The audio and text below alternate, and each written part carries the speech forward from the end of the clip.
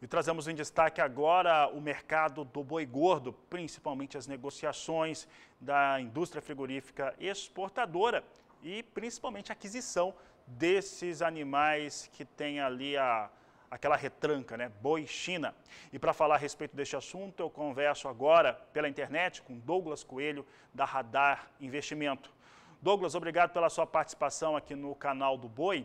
E eu quero saber o seguinte: como é que tem sido o assédio dessa indústria frigorífica exportadora para adquirir a matéria-prima, ainda mais desse animal aí que tem ali a chancela para poder exportar sua carne para os chineses? Boa tarde, seja bem-vindo. Muito boa tarde, Fabiano. Muito boa tarde a todos os amigos do Agricultura BR. É sempre um prazer falar com vocês.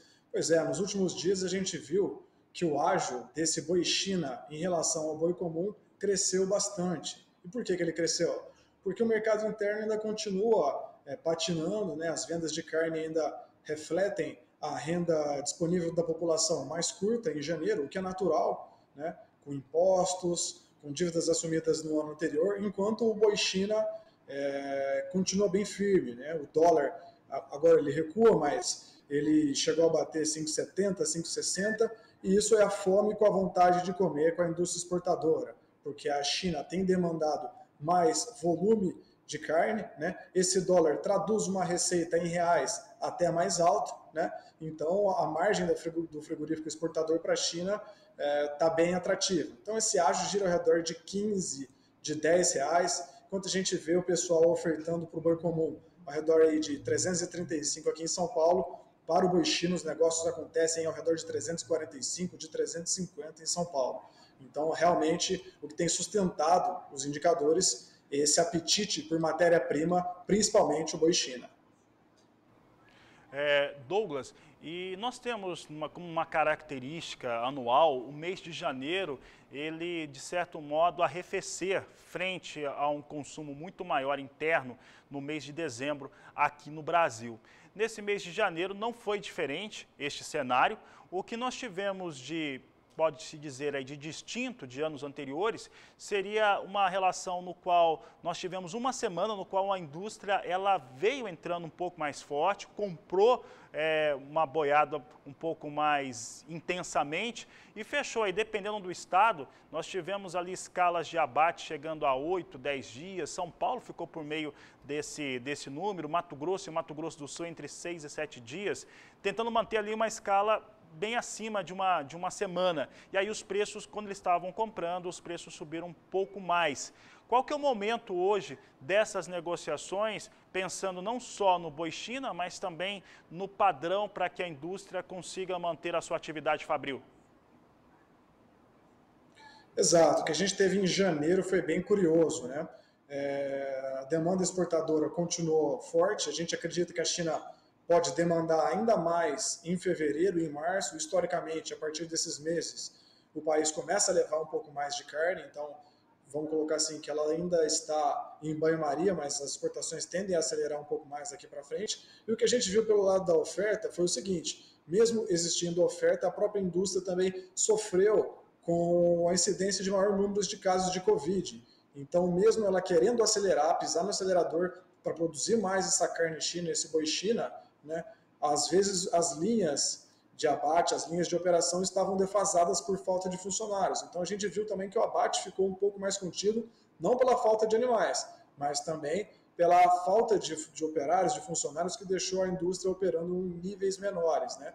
E com a exportação forte, boa parte dessa produção foi drenada para fora, enquanto no mercado interno deixava um pouco mais sustentado, deixava essa carne um pouco mais enxuta nos estoques. A gente acredita aí que o final do mês, assim como foi janeiro como um todo, deve ser um final de mês sustentado, ao redor de 340, e que adiante, fevereiro e março, a China pode aparecer com mais vigor, com mais cara, tentando comprar mais produto, e a indústria também possa pisar no acelerador. Pelo lado da oferta, a gente está de olho aí nas ofertas de fêmea, que tipicamente no início do ano, né, em regiões fortes de cria, como Mato Grosso, Goiás, Pará, essas fêmeas são ofertadas também, descartando esses animais que não foram abatidos, que não emprenharam na última estação de monta. Mas o que a gente tem visto agora é um movimento de sustentação puxado principalmente pela demanda externa.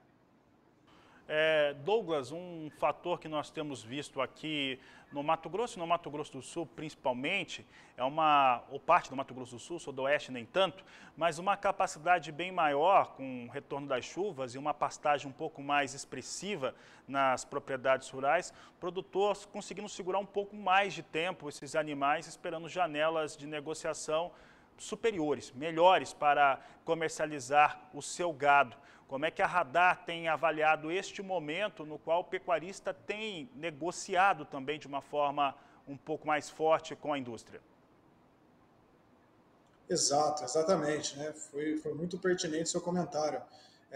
Nesse momento, a bola está na mão do pecuarista.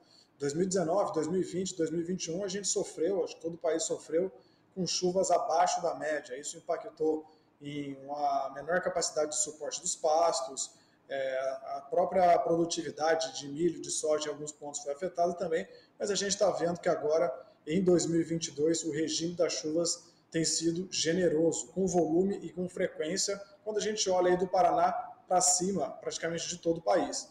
Então, de uma forma, entre setembro e até novembro, né, aquele boi de coxo ele tem um prazo de validade, então o pecuarista não tem tanto espaço de manobra para tentar negociar, enquanto agora, em janeiro, com as chuvas com volume e frequência, ele consegue sim cadenciar um pouco mais essa saída dos animais e tentar trabalhar melhor essa venda, né? É bem importante que ele faça isso. Não só trabalhar essa venda dele no físico, mas também utilizar as ferramentas de proteção de preço. Hoje em dia, com o telefone, o celular e a internet, você consegue ter acesso a essas ferramentas e é bem importante que ele una o útil com o agradável, né? Vender bem no físico, mas não deixar de olhar para essas ferramentas que podem, sem dúvida, deixar ele muito mais confortável na atividade quando a gente olha para a margem de lucro da operação. Para encerrarmos a nossa conversa aqui no Canal do Boi, no Agricultura BR, nós vamos ter agora, no começo, né, de fevereiro, o final daquele período de Ano Novo chinês, né, eles vão sair desse período, deve-se ter ali um assédio maior em relação a aquisições a carnes, que é algo que tem acontecido também nos últimos anos. Aqui no Brasil nós temos um custo produtivo mais elevado, isso tem acontecido no mundo todo, mas que tem impactado o produtor rural brasileiro de maneira geral, tanto o agricultor quanto o pecuarista, e um cenário no qual nós temos uma demanda no mercado doméstico sinalizando fraqueza e, por outro lado, as exportações sinalizando um movimento de alta. O que você espera para esse 2022?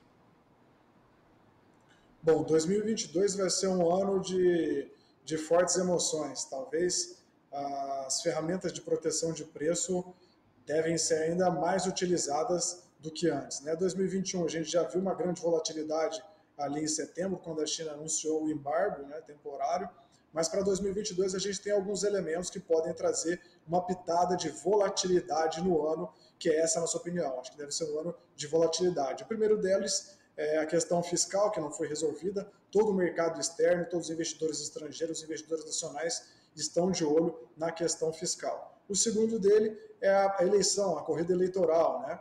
Já essa corrida eleitoral vai acabar ficando mais ferrenha e isso por si só dá um tom de alta do dólar também, ou às vezes de baixa, dependendo de como as pesquisas, né, e essa corrida eleitoral se desenhar. E pelo lado da oferta a gente vê sim uma retenção de matrizes desde 2018 e 2019.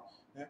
Os preços em alta, isso fazia com que os pecuaristas aumentassem a sua fábrica de bezerro, ou seja, retivessem essas fêmeas do rebanho para produzir um pouco mais de animais. Então a combinação desses três elementos vão dar o tom para 2022.